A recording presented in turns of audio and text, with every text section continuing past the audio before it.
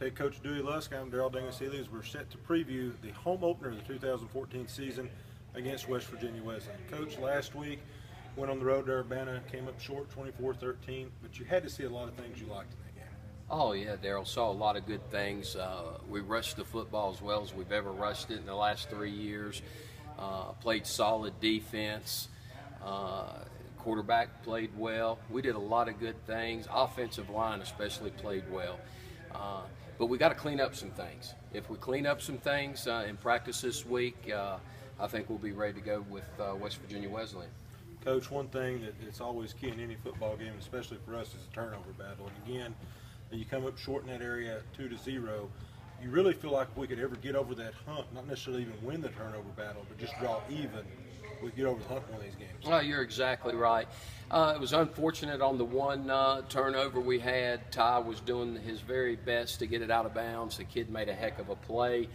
The next one was on us. Safety did a good job of coming up and taking the play pass on the post. But yeah, we've got to win the turnover battle this week. We have to get some turnovers defensively, and we've got to be able to catch the football on the punt return and not get so far backed up. That's the keys to this week's game.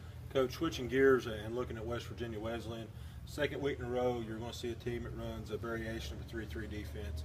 How does that help you in terms of preparing from an offensive coordinator standpoint in preparing for a very similar defense 2 weeks in a row? It helps us a bunch, especially up front. It gives the guys the same kind of look, same kind of blocking schemes, which gives them confidence, especially coming off a pretty good performance last week.